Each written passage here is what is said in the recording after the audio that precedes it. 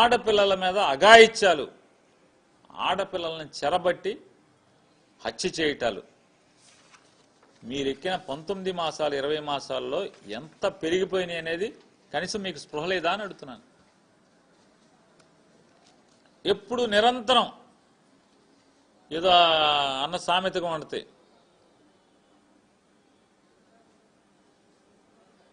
పక్కింటి వాళ్ళ కూర రుచిగా వండుతానట్టుగా మీ పవన్ కళ్యాణ్ గారు డిప్యూటీ సీఎం గారు ఆయన శాఖను గాలికి వదిలేస్తూ ఉంటాడు.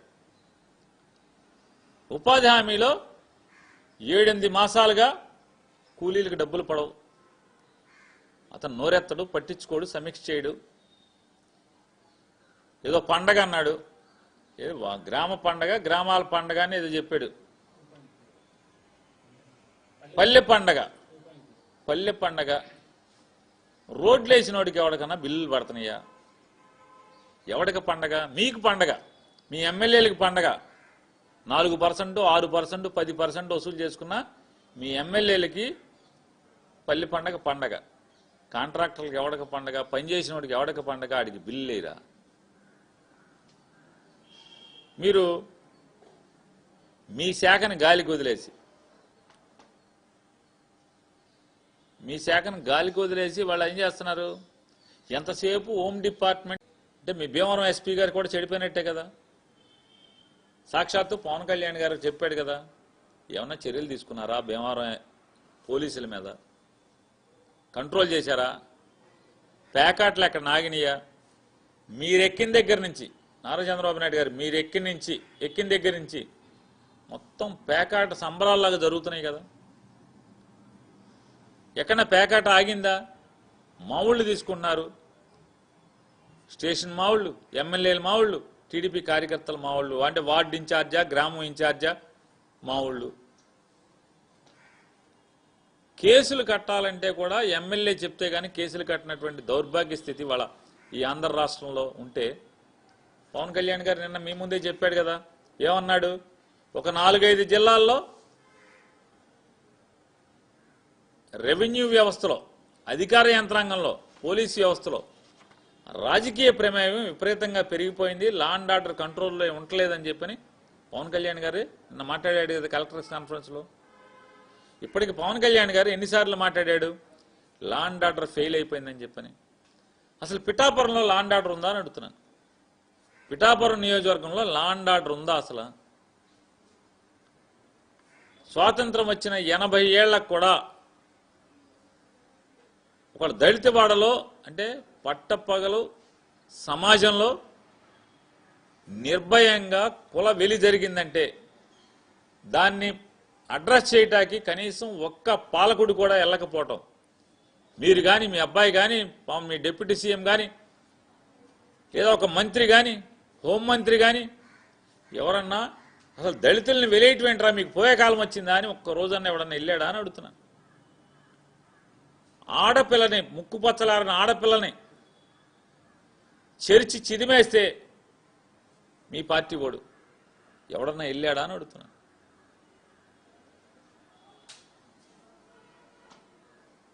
విలేకరుల్ని కాలు చేయి ఎరగొడితే మీరు ఎవరన్నా వెళ్ళారా? పట్టించుకున్నారా? కేసు కట్టారా? ఇవాళ అసలు ఏం చేస్తారు మీరు? ఈ రాష్ట్రంలో ఉన్నటువంటి ఐఏఎస్ అధికారులను, ఐపీఎస్ అధికారులను పనిచేయనివ్వకుండా కేవలం మీ దుర్బుద్ధితో మీ కక్షలను తీర్చుకుంటానికి పోలీసు వ్యవస్థని, రెవెన్యూ యంత్రాంగాన్ని వాడుకుంటారు. ఇవాళ తగుదనమ్మా అని బయలుదేరారు. ఇవాళ మెడికల్ కాలేజీలో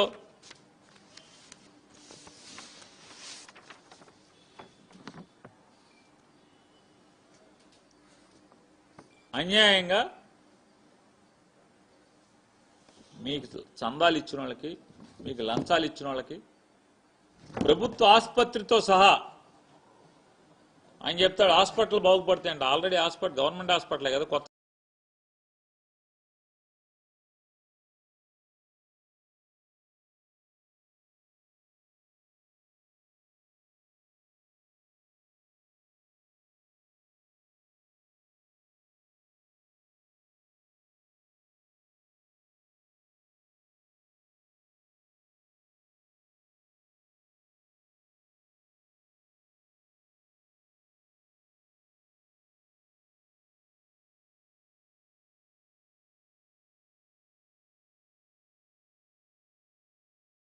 అమ్ముకునేటువంటి అవకాశం లేకుండా పారదర్శకంగా జగన్మోహన్ రెడ్డి గారు పెడితే మీరేమో దాన్ని రద్దు చేసి 100% మేము మెడికల్ కాలేజీలో జగన్మోహన్ రెడ్డి గారు ఇచ్చిన జీవోని రద్దు చేసి మెడికల్ కాలేజీ నిర్వహణకి సంవత్సరానికి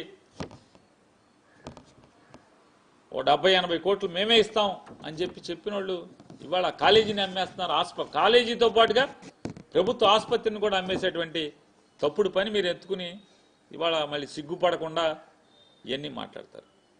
నిన్న జగన్మోహన్ రెడ్డి గారు గవర్నర్ గారిని కలిసి 1 కోటి మంది పైగా 1 కోటిని టార్గెట్గా అంటే 1 కోటి మంది ప్రజల యొక్క అభిప్రాయాలు తీసుకుందాం అనుకున్నాం. నిజంగా గనక జగన్మోహన్ రెడ్డి గారు ఈ రాష్ట్రంలో ఉన్నటువంటి 5 కోట్ల మంది లేదా 5.5 కోట్ల మంది అభిప్రాయం తీసుకోవాలి అనుకుంటే గనక దాదాపుగా 190% మంది ప్రజలు మీ మెడికల్ కాలేజీల అమ్మకాలని వ్యతిరేకిస్తూ సంతకాలు పెట్టేవాళ్ళు. కానీ జగన్మోహన్ రెడ్డి గారు 1 కోటి మంది అభిప్రాయాలు తీసుకుందాం, అక్కడికన్నా వీళ్ళకి సిగ్గు వస్తుందేమో, బుద్ధి వస్తుందేమో, జ్ఞానం కలుగుతుందేమో అని చెప్పని ప్రజలు వ్యతిరేకిస్తున్నారు కదా, తోక ముడుచుకుంటారేమో, బుద్ధి తెచ్చుకుంటారేమో అని చెప్పని 1 కోటి మందితో అంటే 1,04,00,000 మంది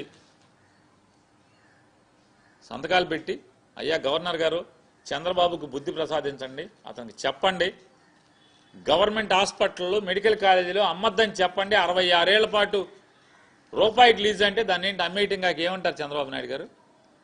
ఊరికే మీరు పీపీపీ అని ముసుగు తడిగినంత మాత్రాన ఎకరా అంటే 60-70 ఎకరాల్లో ఉన్నటువంటి మెడికల్ కాలేజీని, నర్సింగ్ కాలేజీని, అలాగే ప్రభుత్వ ఆసుపత్రిని 350 నుంచి 500 పడకలు ఉన్నటువంటి ప్రభుత్వ ఆసుపత్రుల్ని మీరు రూపాయి లీజుకి 66 ఏళ్ల పాటు అద్దెకి ఇవ్వటం అంటే దాని అర్థం ఏంటి? అమ్మేయటం కాదని అడుగుతున్నాను. అయ్యా తప్పయ్యా ఇది అని చెప్పని 1 కోటి మంది సంతకం పెట్టారు గవర్నర్ గారిని కలిస్తే. అడావుడిగా పాపం సత్యకుమార్ ఆయన ఒక ఆయన వచ్చాడు. అతను ఈ రాష్ట్రానికి వైద్య ఆరోగ్య శాఖ మంత్రి. అదొక పసుపచ్చ పుష్పం. సాధారణంగా కమలం ఎట్లా ఉంటుంది? ఎరుపుగా కింద ఆకుపచ్చగా భారతీయ జనతా పార్టీ రంగు అయిన ఆ పువ్వు ఎరుపు, అదే కాషాయము ఆకుపచ్చ ఉంటుంది. ఈ పువ్వు, ఈ సత్యకుమార్ అనే పువ్వు పూర్తిగా పసుపు పువ్వు అయిపోయింది. ఇది ఈ పసుపు పువ్వు వచ్చి మాట్లాడతాడు. ఏమని మాట్లాడతాడు? అడావుడిగా లోకేష్ గారు పడుకున్నాడు ఇంట్లో. పడుకుంటే లోకేష్ కర్రోడు ఇచ్చుకుని 4 బాది, లెగరా బాబు జగన్మోహన్ రెడ్డి మన కొంప కూలుస్తుంటే మేమేదో కాలేజీల మీద వ్యాపారం చేసుకుందాం అనుకుంటే జగన్మోహన్ రెడ్డి రచ్చరచ్చ చేస్తున్నాడు, నీకు మంత్రి ఇచ్చాం, సంపాదించుకుంటాక అవకాశం ఇచ్చాం, లేనని 4 బాది తరిగితే అడావుడిగా నిద్రలోంచి లేచి వచ్చి మన లోకేష్ ఇచ్చిన కాగితం గబగబా చదివేసి డాంబికాలు పోతున్నాడు. ఏమంటాడు?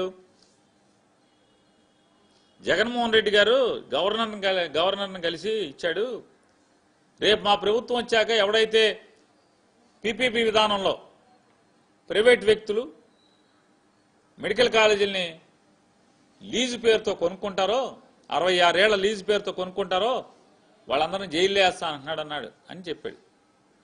ఆయన మాట్లాడతాడు, జగన్మోహన్ రెడ్డి నీకు చేతనైతే మోడీని జైల్లో, నీకు చేతనైతే అమిత్ షాని జైల్లో, నీకు దమ్ముంటే నేను ఈ మెడికల్ కాలేజీలని పీపీపీ పేరుతో అమ్ముతున్నది నేనే, ఈ విధానం తీసుకొచ్చింది నేనే, సంతకం పెట్టింది నేనే, నీకు చేతనైతే నన్ను అరెస్ట్ చేయమని చెప్తున్నాడు. నాకు ఈ పచ్చపుష్పమైనటువంటి సత్యకుమార్ గారు అంటే బీజేపీ కాదు, ఇది కలుషితం అయిపోయినటువంటి పువ్వు, ఇది బీజేపీ పువ్వు కాదు ఇది. ఈ పువ్వు మాటలు చూస్తే నాకు అర్థమయ్యేది ఏంటంటే, వెనకటికి కూడా చెప్పాను, నన్ను కొడితే కొట్టావు కానీ మా నాన్న కొట్టు, మా అన్నయ్యని కొట్టు, మా బామ్మర్దిని కొట్టాను, మొత్తం ఊళ్ళో మా బావను కొట్టని మా ఇంటి వాళ్ళందరికీ కొట్టించాను. ఎందుకంటే నాతో పాటు అందరూ కొడితే అందరికి సమానం అయిపోద్ది కదా అని చెప్పాను. ఇతని తొంత ఎట్లా ఉందా అంటే, వెనకటికి అంటే పురాణ పురుషులు చెప్పేటువంటి కథ ఒకటి గుర్తుకొస్తుంది. శివుడి మేడలో నాగేంద్ర స్వామి ఉంటాడు కదా. శివుడి మేడలో నాగేంద్ర స్వామి కాలకృత్యాలు తీర్చుకుంటాకి డ్యూటీలో ఎవడు దొరుకుతాడా అని చుట్టూ చూస్తే ఎవడు దొరకలేదంట. గబాలన అటుగా ఒక బురదపాము వెళ్తుందంట. నాగేంద్ర స్వామి దిగుతా, అరే బాబు శివుడిని తపస్సులో ఉన్నాడు, నేను వచ్చేదాకా మెడకు చుట్టుకుని నాకులాగా కాసేపు నుంచోరా అని చెప్పేళ్ళంట. ఈ బురదపాము ఏం చేసింది, మెడలో శివుడి మెడలోకి వెళ్ళి ఇట్లా నుంచుని పోజు కొడుతుంది. ఎప్పుడైతే శివుడి మెడలోకి వచ్చేసిందో ఈ బురదపాము, పైన గరుత్మంతుడు ఆకాశంలో వెళ్తున్నాడు. వెళ్తుంటే ఈ బురదపాము మాట్లాడుతుందంట మెడలోంచి, శివుడి మెడలోంచి. నాగేంద్ర స్వామి కాదు, నాగేంద్రుడు కాదు. గరుడా క్షేమమేనా అని అడుగుతుందంట.